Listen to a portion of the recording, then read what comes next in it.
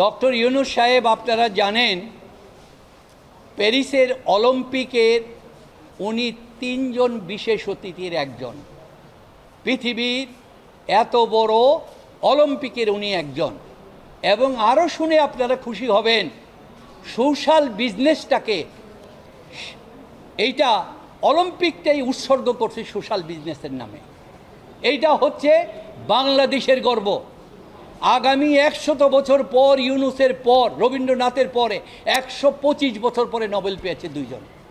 Doctor ইউনূসের পরে Nobel পেয়ে সারা পৃথিবীর সমস্ত নোবেল এবং সারা পৃথিবীর রাষ্ট্রনায়ক সমস্ত জনগণের নেতা বাংলাদেশের একজন হতে পারবে, এই আশা হয়তো আমরা করতে পারি না। আর এই ব্যক্তিকে বলা হয়েছে যে আপনি রাষ্ট্রদ্রোহী করেছেন।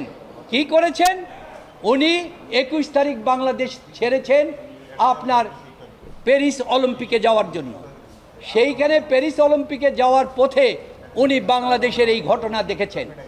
এই ঘটনা দেখার পরে বাংলাদেশের কয়েকটি টিভি সব সময় ডক্টর ইউনূসের বিরুদ্ধে অভিযোগ করেছেন, যেমন 71, সময়, ডিবিসি এবং এই টিভিগুলি বলেছেন আপনি তো দেশের পক্ষে কথা বলেন না, আপনি বিদেশের পক্ষে কথা বলেন। তিনি নিজের চোখে দেখে গিয়েছেন, উনি জাতিসংঘের মহাসচিবের একজন অন্যতম 7 জনের একজন উপদেষ্টা। ওনাকে যখন ওনার দেশ সম্পর্কে বলা হয়েছে কি, তখন তো উনি বিবৃতি দিতে বাধ্য। সেই বিবৃতিটা তো উনি জাতিসংঘের মহাসচিবের উপদেষ্টা হিসাবে তা তো বলতে পারে না। নির্বিচারে এই যে ছাত্রদেরকে হত্যা করা হয়েছে, গুলি করা হচ্ছে, জনগণকে গুলি করা হচ্ছে এবং 32 জন শিশুকে গুলি করে হত্যা করা হয়েছে, উনি এই জিনিসটা তুলে ধরেছেন। এবং উনি এটা তুলে ধরে বলেছেন এই জিনিসটা হয়েছে কেন? কারণ একটি সঠিক সাধারণ নির্বাচন ছাড়া সরকার হওয়ার কারণে আজকে এই ঘটনা হয়েছে।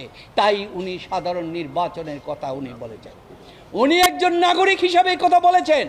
আজকে বাংলাদেশের প্রতিটা জায়গায় আপনাদের টিভির কাছে সবাই বলছে তাদের ব্যাপারটা রাষ্ট্রদ্রোহী হয় না, ডক্টর ইউনূসের ব্যাপারটা রাষ্ট্রদ্রোহী হয়।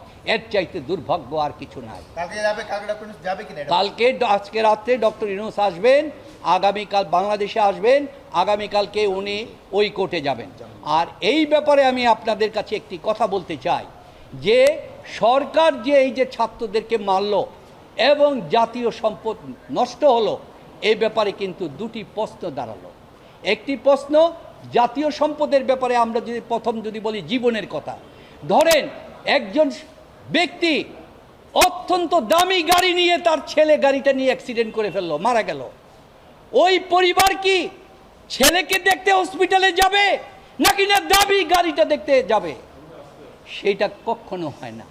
তাই আজকে যেই সম্পদের কথা বলা হচ্ছে, মেট্রো রেল এবং এগুলি, একজন আইনজীবী হিসাবে আমরা কিন্তু একটু সন্দেহের দৃষ্টিতে দেখব, যেটাকে আইন